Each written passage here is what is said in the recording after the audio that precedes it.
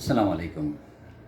সুদূর সৌদি আরব থেকে Mecca Medina প্রান্তরে আমাদের হোটেল রুমের থেকে আপনাদের সকলকে শুভেচ্ছা এবং অভিনন্দন। আপনাদের প্রথমেই দোয়া চেয়ে নিচ্ছি, আমরা এখানে যে অবস্থায় আছি, কর্মরত অবস্থায় আছি, আমরা যেন আমাদের নিজেদের কর্মের পাশাপাশি হাজী সাহেবদের সেবা এবং পবিত্র হজ আদায় করে ইনশাল্লাহ সুস্থভাবে দেশে যেতে পারি। আমি এই মুহূর্তে যে জিনিসটা আপনাদের সঙ্গে দেখাতে চাই এবং আমাদের এই অবস্থাটা দেখলে আপনারা আশা করি নিজেদেরকে একটু উপলব্ধি করতে পারবেন।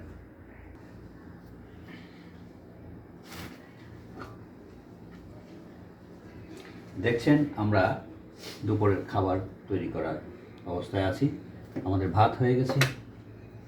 এই চালটা বেশি পরিমাণে চুলা রাখতে পারা যায় না, অল্পতেই নরম হয়ে যায়। যা হোক, আমাদের দুপুরের খাবার আয়োজনের মধ্যে ভাত কমপ্লিট হয়ে গেল। আমাদের রান্না করার মধ্যে যেটা আমার মিসেস ঢাকা থেকে দিয়েছেন, এখানে গরুর মাংস আছে রান্না করা, এটাকে আমরা গরম করে দিই, খাবার হয়ে যায়। কিছুক্ষণ আগে আমি এখান থেকে আমাদের ডাল রান্না করে নিয়েছি। ডাল, এই হলো সেই ডালটা আশা করি ভালো লাগবে। আমার রান্নাটা আমার দ্বারাই হয়। আমার যে বন্ধুবান্ধবরা আছেন এখানে, সহকর্মীরা আছেন, সবাই আমাকে সাহায্য করেন। আর আজকে সকালে কাচকি মাছ নিয়ে এসেছি বাজার থেকে। এই সেই কাচকি মাছ, বড় বড় কাচকি মাছ ফ্রোজেন অবস্থায় পাওয়া যায়। মাছ, মাংস, এভরিথিংস পাওয়া যায়।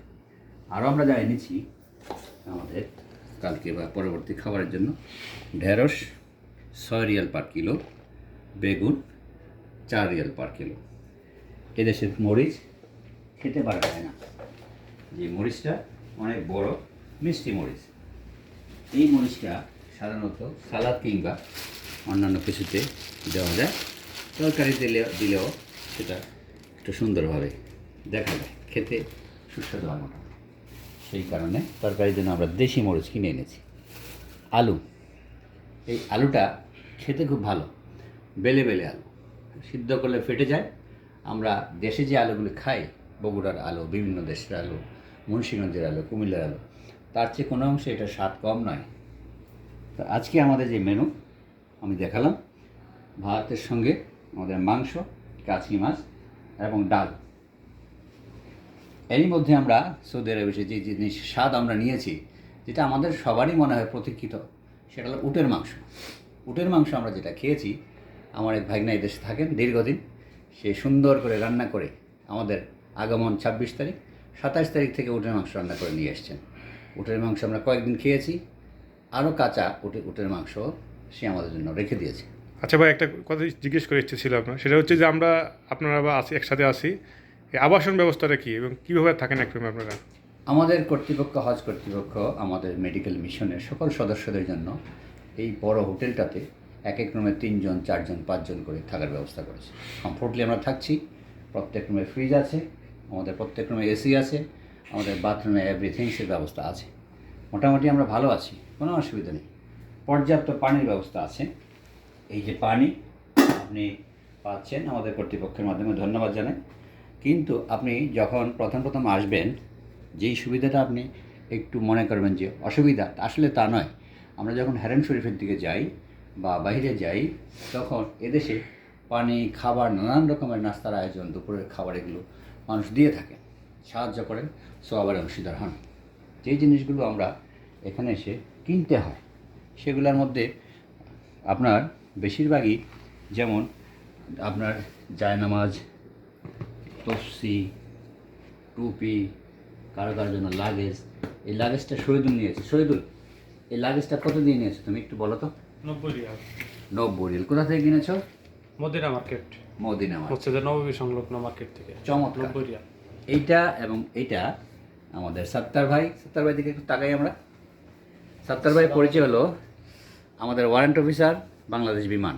ইনি ফার্মাসিস্ট থেকে প্রমোশন হয়ে এই পদে বর্তমানে কর্মরত অবস্থায় আছেন, আমাদের সঙ্গে মেডিকেল টিমের সদস্য। আপনিও এটা কিনেছেন না? আপনার কি ধারণা যে এটা বাংলাদেশ থেকে অনেক কমে পেয়েছেন? অবশ্যই। এবং কোয়ালিটি গুড? হ্যাঁ, অবশ্যই, কোয়ালিটি অনেক সুন্দর। আর কি কিনেছেন? একটু বলেন। জায়নামাজ কিনেছি। এই জায়নামাজটা কত দিয়ে কিনেছেন সত্তার ভাই? এটা 9 রিয়েল দিয়ে কিনেছি। Very good. আমরা দেখতে জানামাজটা অনেক লম্বা দেখতে পাচ্ছি, দেখুন, যেটা আমার মতো লম্বা মানুষ বা তাদের জন্য এটাতে নামাজ পড়তে সুবিধা। তো আমাকে সাত্তার ভাই একটা গিফট করেছেন, এই জিনিসটা আমি হারেম শরীফে নিয়ে নামাজ পড়ি, আল্লাহর মেহরবানি, আল্লাহর ঘরের ছোঁয়া থাকবে, এটাই আত্মবিশ্বাস এবং তৃপ্তি, আল্লাহ নিশ্চয় মেহরবান। এই যে ব্যাটগুলো, এটাতে তৌহিদ থাকেন। এই মুহূর্তে আমার সঙ্গে আছেন, আপনারা দেখছেন, রাসেল মোল্লা, আমাদের শহীদুল ইসলাম, আমাদের সাত্তার ভাই, আর তৌহিদ সম্ভবত জেদ্দা গিয়েছেন। বাট আমরা কিন্তু এখন সব ডিউটির অফ টাইমে আছি। এই অফ টাইমটাতে আমরা বিভিন্ন জায়গায়, পবিত্রতম জায়গায় হিজরত করি, ঘুরে বেড়াই। আপনারা ইতিমধ্যে আমার লাইভগুলো দেখেছেন।